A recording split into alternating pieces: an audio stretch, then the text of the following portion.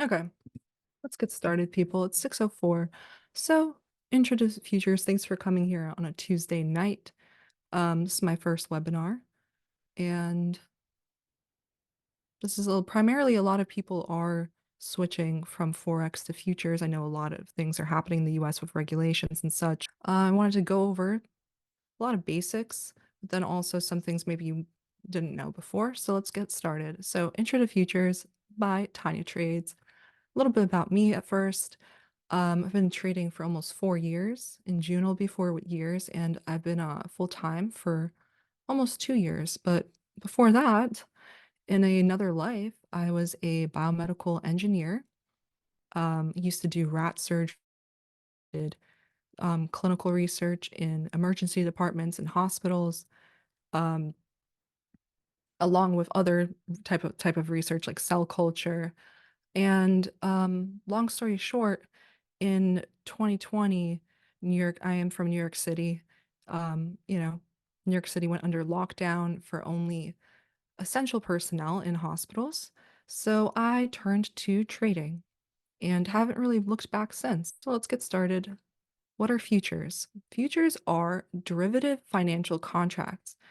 The underlying assets include physical commodities and financial instruments. So this definition is straight from Investopedia. So some examples are the NASDAQ, the E-mini S&P, gold, oil, currencies such as EU, GU, and orange juice. And so many more. There's like cattle, there's like hog, so many different kinds of futures, right? So some perks. It's centralized. So there's a price transparency across there. It's more reliable price action. Every futures broker sends their customers orders to the CME, so everyone's using the same chart. It's well regulated, and there's no slippage and virtually no spread because brokers cannot manipulate the market since it's regulated, and they all send the orders to the same place, the Chicago Mercantile Exchange, right? So here are some risks. It's high leverage. What is leverage? Leverage allows a trader to commit a small amount of capital to trade a large asset. And it's easy to go on tilt because you can just enter and exit as many times as you want a day, right? Um, it's not like options or stocks where you need like 25,000 and then they'll stop you for the day. So it's easy to go on tilt because they're highly liquid. You can get in and out as much as you want. And it's also not as customizable for partial profits, where you might, if you're trading Forex, you might be used to, you can take off like a percentage of a contract, right? Like you can take off 0.1 of a lot. Well, it's not like that for futures, but we will go over how to customize it and how to make position sizing easy. Okay, so there are two ways to trade them: personal capital or prop firms, right? So I'm going to go over both, right? Because you can do either one. I do both. So personal capital, especially if you're in the US, there are tax advantages to this. As opposed to trading stocks or options, 60% of the profits you make from futures are taxed as long-term capital gains rate, and 40% are only taxed as the short-term capital gains rate. So from that, you're actually saving a lot on taxes. One thing you're going to run into a lot are margin requirements. If you're going to trade your own personal capital, you're going to see a lot of this, right? So I'm going to go over what does it mean. Two types of margin requirements: initial, which is the amount of funds required to enter a position, and maintenance margin. So maintenance margin is always a little bit lower than the initial margin, and it's the amount of funds you are required to stay in that position. Okay, so what happens if your balance falls below the maintenance margin and you're in a position? The dreaded margin call. This is where the brokerage issues a margin call, which is a demand that you better deposit extra funds into your account or we're going to close your position. So we're going to go over different brokerages you can use for personal capital, just a few examples. One example is a large brokerage everyone knows, TD Ameritrade or Schwab. You can trade stocks or options on it as well as futures, but I don't recommend it for futures. Why? To trade just one contract of ES is $12,000. That means you need to deposit $12,000 to have a position just in one contract, right? Also, high commissions for futures. So we're going to now compare this maintenance margin for 12,000 to some other brokerages, specifically future brokers. They're going to have more friendly margin. So simply I went on a few different websites to compare. So here we have TradeStation. So like I said, intraday, they're also going to have it different for overnight. So if you're going to swing something, you're going to need a lot more money. So intraday initial to start a position in the ES, you need at least 1,300 in your account. Let's say you enter with one contract. That means that your position cannot go down around like $130, right? Or else they're going to call you up, margin call you, right? So depending on what this is, you're going to be able to calculate how many contracts can you take before for your certain amount of capital. For NQ, it's a little bit more. So this varies depending on the asset. Okay. And again, it's different if you swing it overnight. And that's going to take me to later why a lot of futures prop firms, they do not let you swing as opposed to Forex. It's because of this thing called overnight margin. You're just going to need a lot more margin and capital to be able to do that. Okay, so the next one, AMP futures. So they sort of have it the same for starting a position and maintaining. So the ES to get involved is only $400. For NASDAQ to have carry one contract, it's only 1,000. But again, if you're swinging it, you're going to need a lot more. And here they're calling that maintenance. Iron Beam is another one. So here on Iron Beam's website, they're saying to trade intraday, one ES contract, you need $500. So there are a lot friendlier options. You can do a good amount with a small account as well. So I want to point that out. So that is possible. So Forex versus futures, I do want to talk about a little bit because I know a lot of people are coming from Forex. People have talked about it in the chat a little bit beforehand. So it's a little bit of different jargon. In Forex, you guys say lots. In regards to position sizing, we say contracts. In futures world. In Forex, people say pip. In futures world, we say ticks. And we're going to go over that now. Understanding points and ticks, okay? So a point is the smallest unit price can move to the left of the decimal point, and a tick is the smallest unit price can move to the right of the decimal point. So here's an example. One tick would be 0.01 using crude oil, and one point would be if this is the 8, right? So if it goes 8 to 9, then that's what we would say if it moved 1 point up. In NQ and ES, there are 4 ticks in each point. So we're going to talk about that next. It's important to know that in this example, I use crude oil, and now we're going to talk about some other assets. It's important that each commodity has a different tick size and value. Your tick size and value for the type of asset that you're trading. And once you know that, it's like the back of your hand, so don't worry about it too much. Because people typically just trade a few, like they know their favorites, right? So what am I talking about here? In ES, a tick size is 0.25 and the tick value is 1250, right? That means that there's 4 ticks in a point. In NQ, the tick size is also 0.25 and the tick dollars. It's smaller than the ES tick's value. However, it's important to note NASDAQ pretty much moves like 5 times as fast as ES does, correct? We're going to go over some examples of that later. I'm kind of excited. As opposed to here, crude oil, the tick size is 1/100th of a point, and the tick value is $10. So that means for every tick that this moves, $10. And here we go with euro.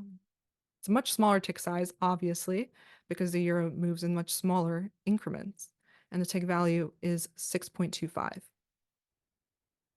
Here are some examples. If NQ moves one tick, this is what we mean. So here's a value of NQ. If I moved one tick up, that movement is $5, equivalent to $5 in your position. If you were long it, let's say, and went up one tick, that means you made $5 right there. If the euro moves one tick, this is that example. It moved this like this little 5 here. It's like 1/100th thousandth of a point. And that move is $6.20. Okay, here's some more equivalents. If you're coming from CFDs to futures, it's pretty easy. The US 100 or the NASDAQ 100, it's just NQ. US 500 is equivalent to the ES. US 30 is equivalent to YM. And this JAO USD is the gold GC. Here's some currency equivalents. You guys will see. It gets pretty much like the back of your hand. Euro, 6E. British pound, 6B. Japanese yen, 6J. Canadian dollar, 6C. It's pretty intuitive. Aussie dollar, 6A. Now we're going to go over another thing about contracts is at the end of the contract, you'll typically see the month and the year of that contract expiry, right? So for ES, what does this mean? What does this translate to? This means that we're trading the E-mini S&P expiring in March 2024. So each month has its own abbreviation. Again, like this, you'll get to know like the back of your hand. If you are confused, you can just go to bar chart and you just need to look at what's the highest open interest and the highest volume in that contract because it does change every quarter, right? And we're actually in the middle of rollover right now, right? Because at the end of next week, we will be trading the NQ and ES. So for here, NQM 2024, what's that equivalent? E-mini NASDAQ expiring in June 2024. Position sizing. So here's the equation.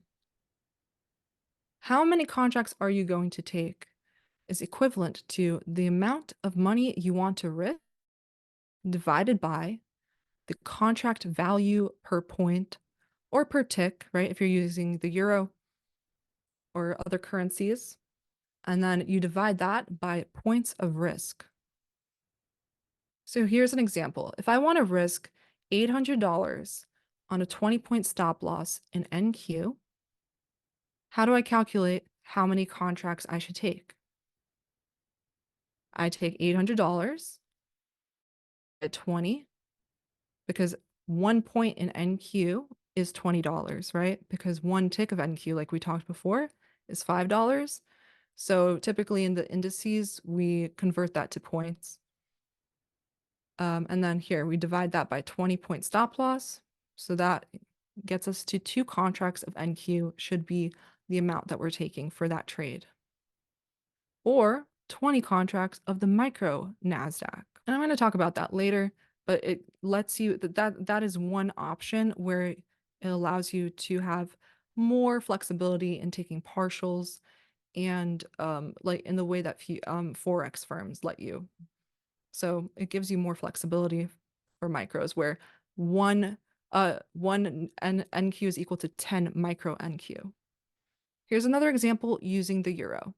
So let's say I want to risk 500 tick stop loss in the euro, $500 divided by the tick value, 6.25, divided by the 20 tick stop loss.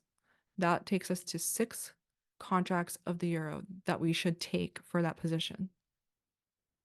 But here's a really, really easy way of doing this, right? Here's a really easy way. You don't have to do a lot of math. First off, you can do your own calculator or just open up the RR tool on TradingView. This is what I do. You just double click it. It gives you a template. You put in your account size in here, whether it's your personal account or whether it's your prop firm drawdown, which is what I use. Like, let's say I'm an 150K account for one of the firms and the drawdown is 4,500, then I'll put 4,500 there. For lot size, just put 1. Always just put 1 there. And then here you'll just put the percent risk that you want to do. So you just input that, and essentially as you're um, drawing the RR tool to what your trade is, it's going to tell you how much you should take, right? So right here it says quantity 6. That means you should take 6 contracts of NQ for this trade, or 60 micro NQ, but obviously you're not going to take that many, right? But that comes in handy if that lot size ends up being 0.8, right? And you don't want to round up to just 1 NQ because that makes partialing harder, then you can take 8 micro NQ instead. So yeah, and then you can save that template. I may make like a short YouTube video about this, but my friend T Trades already has one on Twitter and on YouTube. So here we go back to micros make money. Okay, I'm going to use a couple of examples here. A lot of people, you don't have to be trading the full mini. You can trade micros and they do make money. Let's go over a couple examples, which will also show how the indices kind of move. So if ES moves 1% on the day, it's about 50 points on the day now. So let's say you caught just 10 points of that move on the micro ES, right? Let's say I only caught 20% of that move that day. I took 5 micro ES contracts instead of the full mini. So on micro ES, it's $5 per point instead of the $50 per point on the ES contract. How much did I make? 5 times 5 times 10 points. I made $250 just on that. So if NQ moves 1% on the day, it's about 180 points. Let's say you caught 40 points of the move. So again, just about 20% of that move on the micro NASDAQ. So you used 5 micro NASDAQ contracts, just like we did for MES earlier. So the micro NASDAQ is $2 per point as opposed to the $20 per point on the NASDAQ. So 2 times 5 times 40, you made $400 just using micros. So here we are, prop firms and funding companies. What are they and how do they work? They offer leverage and they make it an option so you do not have to risk your entire portfolio. You can diversify your money amongst other things. They make it cheaper for people who might not have enough money to fund their own small accounts, right? So the trade-offs there are, number one, you have to pass the challenge that they have on their website. Number two, there's more rules involved than if you are trading your own capital. All right, so how do they work? You purchase a challenge on their website, you reach the profit goal that they have for that specific challenge without hitting your max drawdown. The rules for most of these futures prop firms typically is just like don't hit the max drawdown. Some of them have some extra things, which we will talk about. There are 3 different types of drawdown talked about in the futures space. There's daily drawdown, end of day drawdown, and intraday drawdown. The daily drawdown is calculated from your balances at the start of the day. So you can't trade for the rest of the day when you hit that, right? And I really, really, really encourage people to read the rules of every firm because every firm is different and they operate differently. Okay, so here's an example of what daily drawdown is. Let's say you start the day off, you have a 50K account and it's at 52K from another day that you brought it up to that profit. You lost $1,000. Now your account is at $51,000. Typically for these 50K accounts, the daily drawdown is $1,000. What happens then? The account is locked for the day, or depending on the firm, it's closed. Your account's closed, you breached it, and you can't trade it at all anymore. So that's why I say, please, please, please read the rules. Because, for example, Top Step has the daily drawdown. That's an example of one firm that uses it. And for them, they'll just lock you out for the day, and then you're going to start the next day at 51,000. But another firm is Elite Trader Funding. I don't really use them because if you hit it for them, then they're just going to start a new eval and entirely. So that's something to note. Again, read the rules and frequently ask questions of every firm please read it before you buy. It's important that you know what kind of challenge you're putting yourself into. Like, what kind of product are you buying? Exactly, like, so that you don't get confused and you fail something and you waste your money. Another example, the intraday trailing drawdown. It's calculated from the highest watermark intraday of your balance. Example of a firm that uses it is Apex Trader Funding.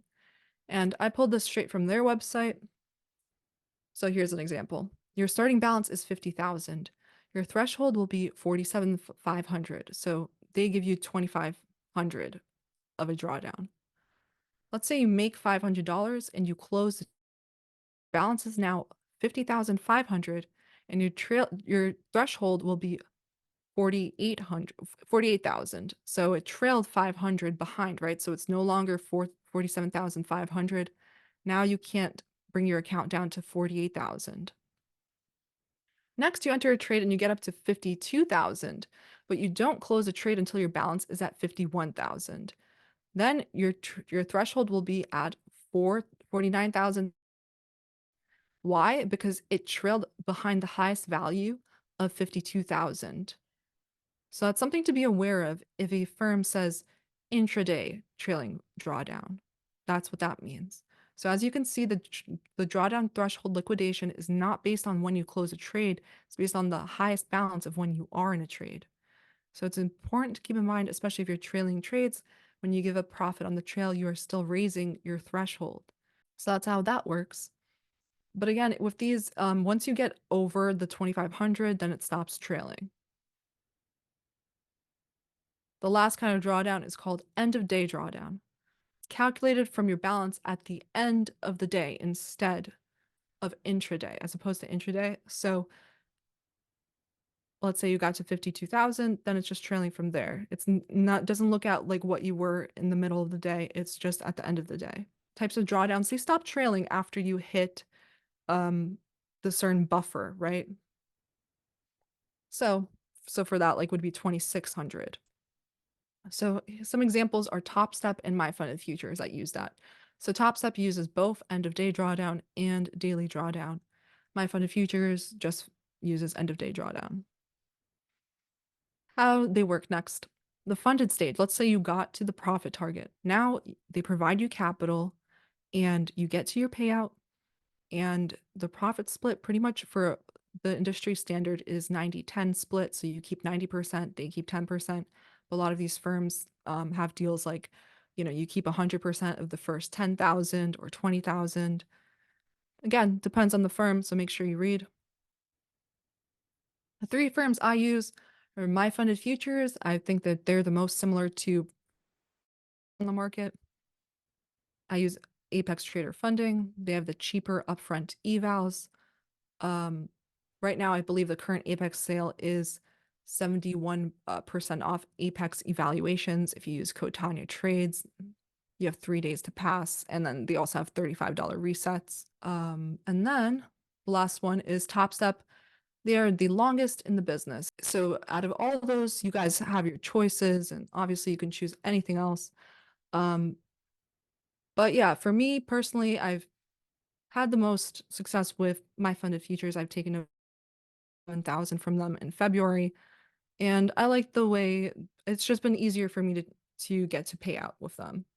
So they've actually offered me a giveaway that we're gonna do. 300K expert plan accounts. I'm gonna put a link in the chat for you guys to fill that out. Simply, I've had the most success with their expert plan. I'll get to that later on in the webinar. So what is the number one common mistake that causes traders to blow up prop firm accounts? It's over trading in low probability conditions. So I actually made this meme. It's from the ES. So in the market when I'm in a position versus the market when I'm not. So the key is really to stay away from these kinds of days, consolidations, right? That's going to save your account. The best way is to obviously know before it happens, or know early enough where you only took one loss or two, and be strong enough to leave the computer. So let's talk about how to avoid them before, you blow up, how to anticipate them. The day after a large range day, it's very likely for that to be consolidation. So, for example, yesterday, we didn't really move that much, right? Because Friday was a huge day. Before high impact news days such as CPI, FOMC, if the buy side or the sell side objective has been met before the equities open at 9:30, typically it's just going to chop around because it already hit the objective. Or DXY not correlating, right? Indices, you pretty much want DXY to be inversely correlated, where DXY goes up and the NQ goes down. Doesn't always happen. ES, NQ, and YM are out of sync. What does that look like? Well, right here. As you can see here, ES pretty much stayed range bound while NQ was very weak. So in these types of situations, because you don't really know which one's gonna affect the other one. And when you have multiple SMTs at the highs and the lows, you can pretty much make it an argument for either direction to work out, right? So here's straight from ICT. He says, if you can frame both sides of a market for either a long or a short, this is the ICT definition of probability. I agree.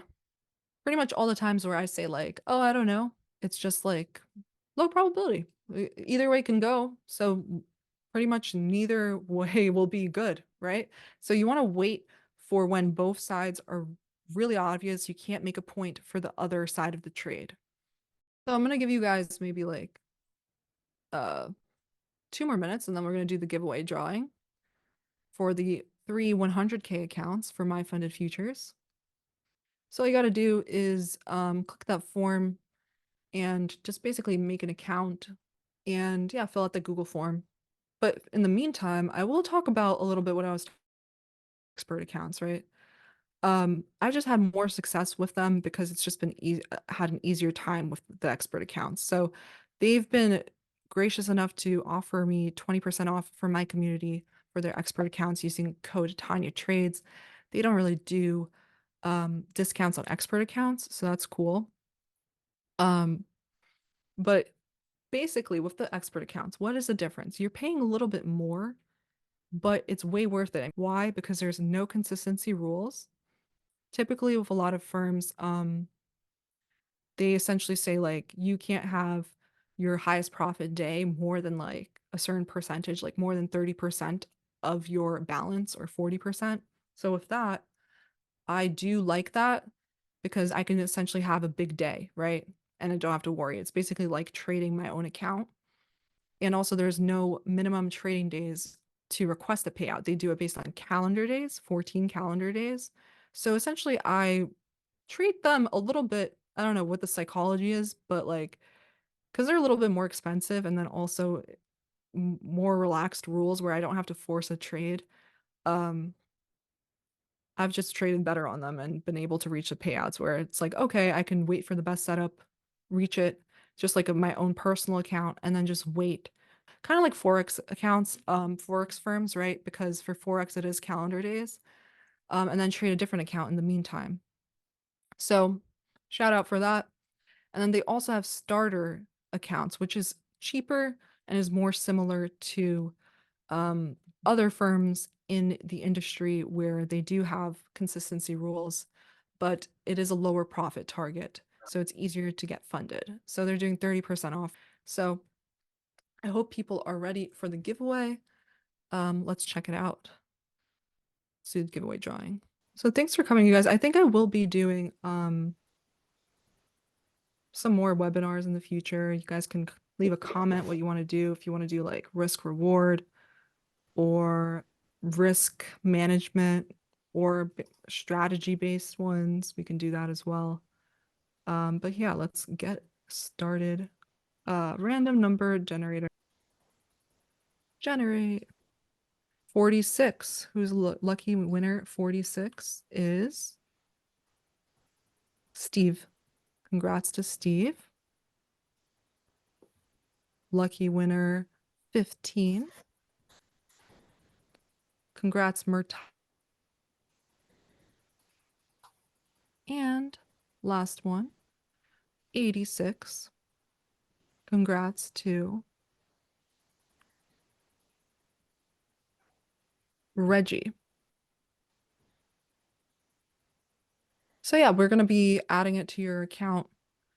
I'll be sending that over to the My Fund of Futures team, and you'll get a free 100K expert account. Also, the trade-off is there's no activation fee, and like I said, all those like nicer rules of the end of day drawdown, no daily drawdown, and just no consistency and no scaling. So yeah, thanks for coming. Let me know via comment on under the YouTube video or somewhere else what kind of webinars you want to, whether it's risk management or strategy. So thanks for coming. Thank you for your time. And yeah, I will do a poll to whether or not I should live stream tomorrow.